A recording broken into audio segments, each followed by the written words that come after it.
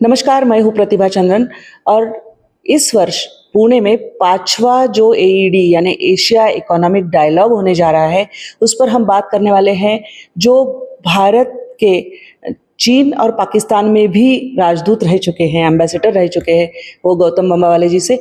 इसका एक अहम महत्व है क्योंकि इसकी विजन एक बहुत बड़ी है। सीधे उन्हीं से पूछते हैं। सर, आपका बहुत-बहुत स्वागत है। एक तो एईडी 5वां हो रहा है इस साल, 5 साल है। पुणे इंटरनेशनल सेंटर जिसकी स्थापना हुई थी एक थिंक टैंक के तौर पर कि जो दिशा दे सब चीज में, और ग्लोबल सिनारियो सारा आर्थिक जो गणित है उसमें ये उस पार्श्वभूमि पर, उस पृष्ठभूमि पर ये हो रहा है। क्या आप कहेंगे? जी, नहीं बिल्कुल प्रतिभा जी, आपने जो फरमाया, जो आपने कहा वो बिल्कुल सही है कि सन 2020 से पुणे इंटरनेशनल सेंटर ये इंटरनेशनल कॉन्फ्रेंस कर रही है यहाँ पुणे में। और ये इंटरनेशनल कॉन्फ्रेंस जियो इकोनॉमिक्स के बारे में है। मतलब जो पूरे विदेश में, जो पूरे दुनिया भर में जो इकोनॉमिक मुद्दे हैं, इस पे कॉन्फ्रेंस करते हैं। 2-3 दिन का कॉन्फ्रेंस होता है।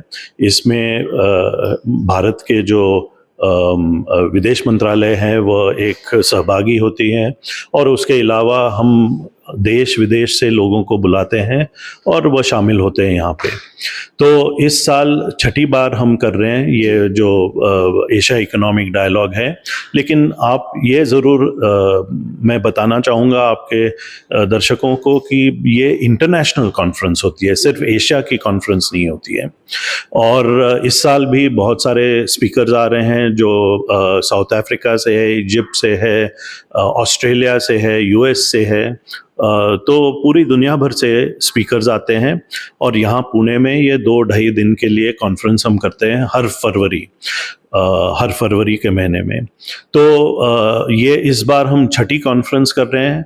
इसका मूल जो थीम है इस साल का वह है कि देशों को ग्रोथ और बढ़ावा कैसे मिल सकता है in an era of fragmentation.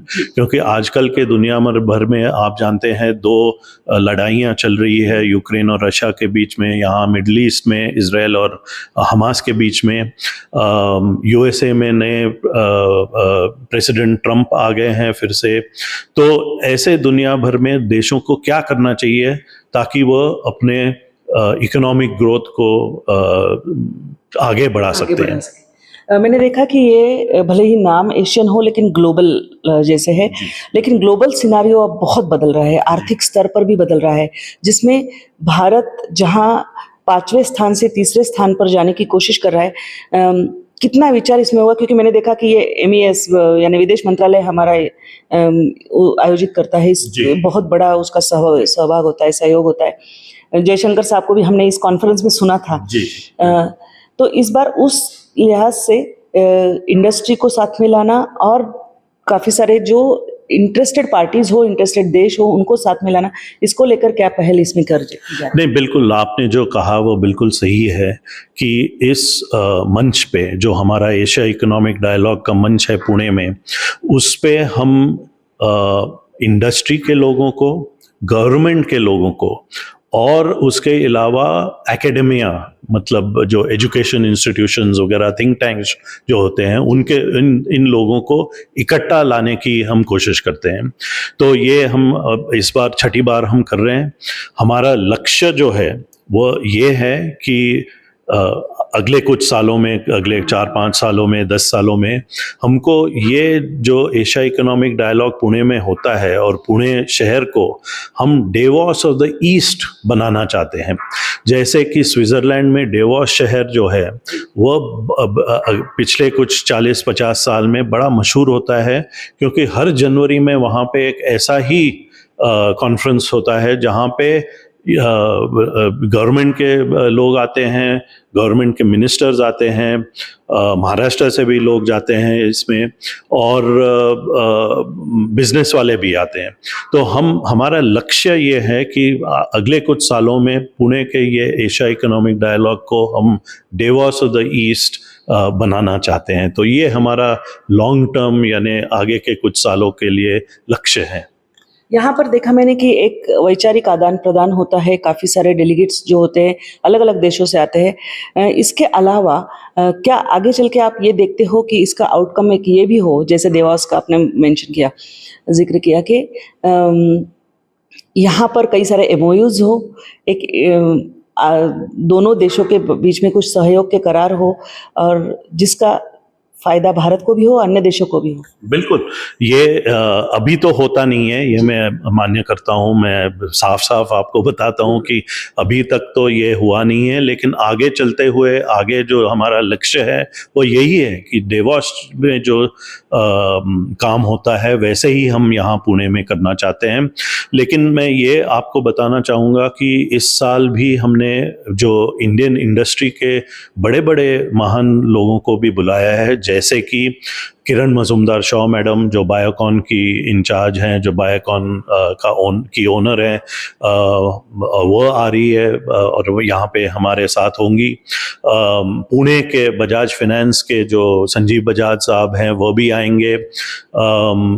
SBI के जो फॉर्मर चेयरमैन, अब मास्टर कार्ड इंडिया के चेयरमैन जो है वो आ रहे हैं।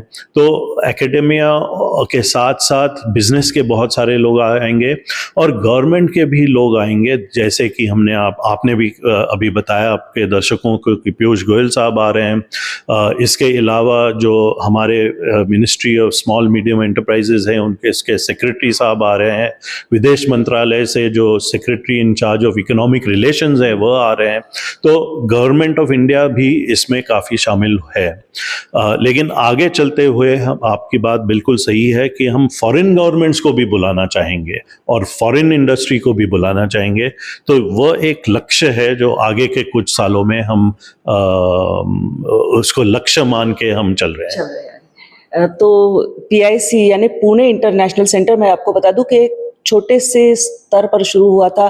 डॉक्टर माशेलकर, डॉक्टर विजय केलकर जैसे लोग थे जो इकट्ठा आए और उन्होंने इसकी शुरुआत करी। इसका एक बड़ा होता हुआ स्वरूप मैंने खुद भी अनुभव किया और यहाँ पर होते जा रहा है। एशिया इकोनॉमिक डायलॉग PIC का एक अहम कार्यक्रम होता है जो हर साल फरवरी के महीने में होता है। इस बार 20 से 22 फरवरी के बीच 3 दिन हो रहा है, जहाँ पर आपको काफ़ी सारे देशों के लोगों को सुनने को मिलेगा। इसके अलावा आप PIC के वेबसाइट पर भी काफ़ी सारा इनका जो है कुछ देख सकते हो। आपकी क्या राय है, आपके क्या सुझाव है, वो ज़रूर डालिएगा और चैनल को सब्सक्राइब करना ना भूलें। मैं बम्बावाले साहब के साथ में आपसे इस बार विदा ले रही हूँ। आपका बहुत बहुत धन्यवाद सर। धन्यवाद जी, धन्यवाद।